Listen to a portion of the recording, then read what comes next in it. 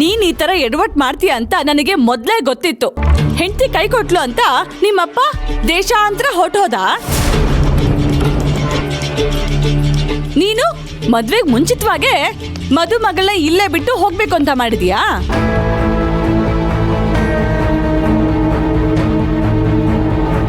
ಯಾಕೋ ನಿಂಗ್ ಮದ್ವೆ ಬೇಡ? ಬೇಡ ಅಂದ್ರೆ ಬೇಡ ಅಷ್ಟೇ.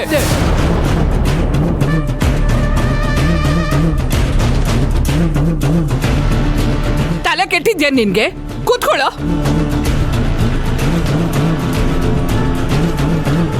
ಪುರೋಹಿತ್ರೆ, ಮದ್ವೆ ಮಾಡಿಸಿ.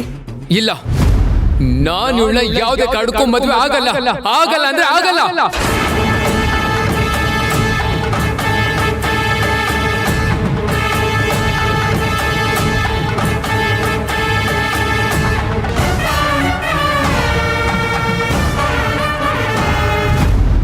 ಇದು ಯಾಕಪ್ಪ? ಏನಾಯ್ತು ನಿನ್ಗೆ? ಯಾಕೆ ಈ ತರ ಮಾಡ್ತಿದ್ಯಾ? ನೀವೆಲ್ಲ ಮಾಡಿರೋ ಕೆಲ್ಸಕ್ಕೆ ನಾನು ಇವತ್ ಮಾತಾಡ್ದೆ, ಇನ್ಯಾವತ್ ಮಾತಾಡ್ಲಿ?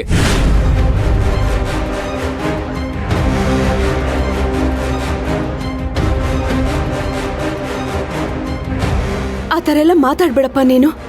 ಈ ತರ ಏಕಾಏಕಿ ಹಸೆಮಣೆಯಿಂದ ಎದ್ದೋದ್ರೆ ಕಾವೇರಿ ಗತಿ ಏನಾಗುತ್ತೆ?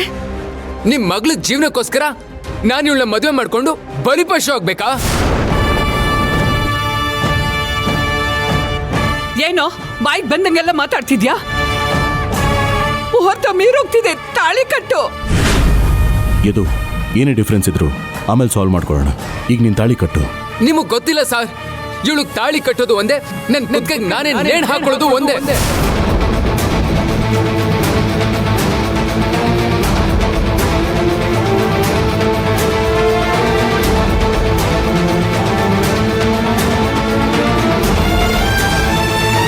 ಓಕೆ, ಈಗಾಗಿದ್ದಾದ್ರೂ ಏನು? ಯಾಕೆ ಮದುವೆ ಬೇಡ ಅಂತಿದ್ಯಾ? ಯಾಕಂದ್ರೆ ಇವಳು ನಯವಂಚಕಿ.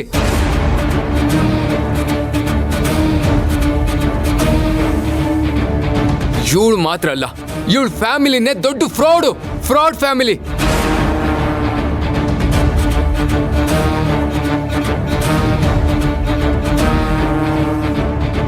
ಇವರೆಲ್ಲ ಸೇರ್ಕೊಂಡು ನನಗ್ ಮೋಸ ಮಾಡಿದ್ದಾರೆ. ಮೋಸನ? ಏನ್ ಮೋಸ? ಏನ್ ಹೇಳ್ತಿದ್ಯಾ? ಇವ್ರನ್ನ ಕೇಳಿ ಸರ್, ಕೇಳಿ, ಹೇಳ್ತಾರೆ.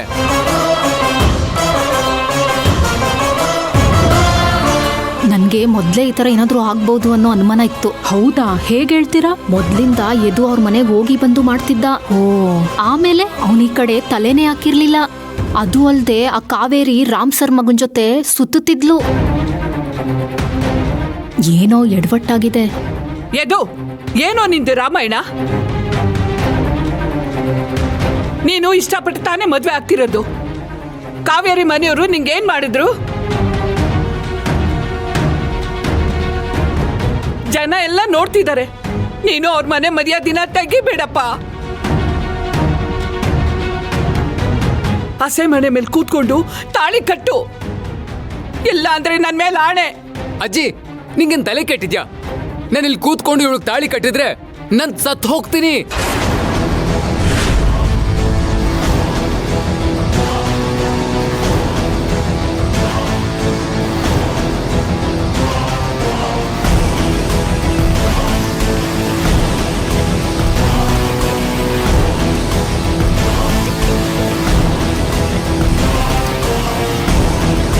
ನಿನ್ ಸಾಯಿ ಅಂದ್ರೆ ನಾನು ಸಂತೋಷವಾಗಿ ಸತ್ತೋಗ್ತೀನಿ. ಸತ್ತೋಗ್ಲಾ? ಏನ್ ಹೇಳ್ತಿದ್ಯಾ? ಹೌದಜ್ಜಿ, ಇವಳು ಜಾತಕದಲ್ಲಿ ದೋಷ ಇದೆ. ಇವಳನ್ ಯಾರೇ ಮದುವೆ ಆದ್ರೂ ಅವ್ರು ಸತ್ ಹೋಗ್ತಾರೆ.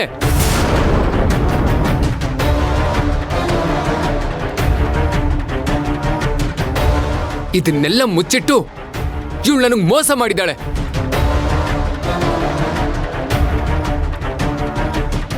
ಈಗ ಹೇಳಜ್ಜಿ, ನಾನು ಸಾಯೋದಕ್ಕೆ ಇವಳನ್ನ ಮದುವೆ ಆಗ್ಲಾ? ಪರವಾಗಿಲ್ಲ ಕಣ, ನಾನು ಅಂದ್ಕೊಂಡಿದ್ದಕ್ಕಿಂತ ಚೆನ್ನಾಗಿ ಆ್ಯಕ್ಟ್ ಮಾಡ್ತಾ ಇದ್ಯಾ. ಇದು ಬೇಕಾಗಿದ್ದಿದ್ದು. ಕರೆಕ್ಟ್ ಟೈಮ್ಗೆ ಬಾಂಬ್ ಸಿಡಿಸಿದ್ಯಾ. ಈಗ ಒಂಥರ ಮಜಾ ಸಿಗ್ತಾ ಇದೆ. ಆದಿ ಖುಷ್ ಹುವಾ. ಅಯ್ಯೋ ದೇವ್ರೆ, ಹೀಗೂ ಉಂಟಾ?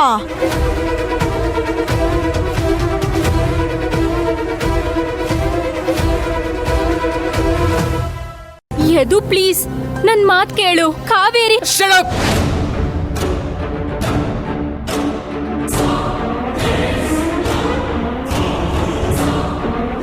ಆಯ್ತು, ನೀನೇ ಹೇಳು.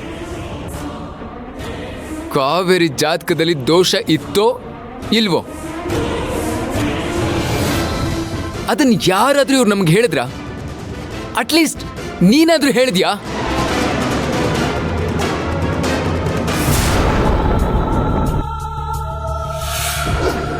ರಾಮ್ ಸರ್, ನೀವೇ ಕೇಳಿ, ನಾನು ಹೇಳ್ತಿರೋದು ಸತ್ಯನಾ ಅಥವಾ ನಾನೇ ಏನಾದ್ರೂ ಕಟ್ಟುಕತೆ ಕಟ್ತಾ ಇದ್ದೀನಾ ಅಂತ. ಬೇರೆ ಯಾರೋ ಇರ್ಲಿ, ನೀನ್ ಮೊದ್ಲಿಂದನೂ ನನ್ನ ಜೊತೆ ಬೆಳೆದವಳು. ನಾನು ನಿನ್ನನ್ನ ಎಷ್ಟೊಂದು ಹಚ್ಕೊಂಡಿದ್ದೆ, ಎಷ್ಟೊಂದು ನಂಬಿದ್ದೆ. ನೀನಾದ್ರೂ ಸತ್ಯ ಹೇಳ್ಬೇಕಿತ್ತಲ್ವಾ?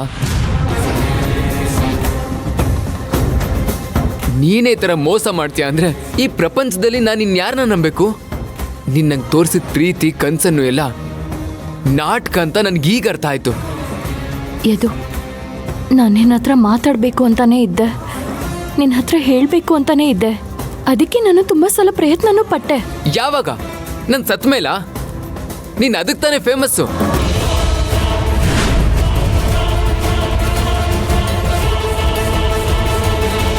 ನೀನ್ ಯಾವಾಗ್ಲೂ ನಿಮ್ಮ ಅಪ್ಪನ ಸಮಾಧಿ ಮುಂದೆ ನಿಂತ್ಕೊಂಡು ಹೇಳ್ತಾ ಇದೆಯಲ್ಲ, ಹಾಗೆ ನನ್ನ ಸಮಾಧಿ ಮುಂದೆ ನಿಂತ್ಕೊಂಡು ಮೊಸಳೆ ಕಣ್ಣೀರು ಸುರಿಸ್ತಾ ಹೇಳಬೇಕು ಅನ್ಕೊಂಡಿದ್ಯಾ?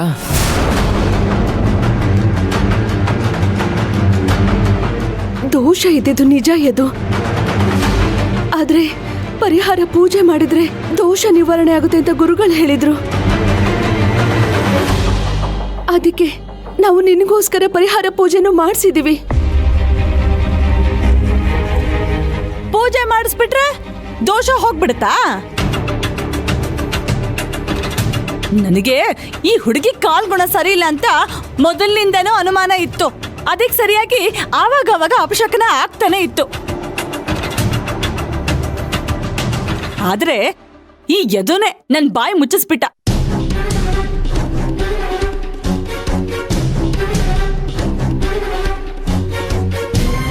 ಏನೋ ಒಳ್ಳೆ ಫ್ಯಾಮಿಲಿ, ನಮ್ಮ ಎದು ಮೆಚ್ಚಿರೋ ಹುಡುಗಿ ಅಂತ ಮದುವೆಗೆ ಒಪ್ಕೊಂಡು ಸುಮ್ಮನೆ ಇದ್ರೆ ನೀವು ಹೀಗ ಮೋಸ ಮಾಡೋದು? ಬದುಕ್ಬಿಟ್ಟ, ಈ ಎದು ಬದುಕ್ಬಿಟ್ಟ. ಆದ್ರೆ ನೀನು ಬದುಕಿದ್ದು ಸತ್ತೋದೆ.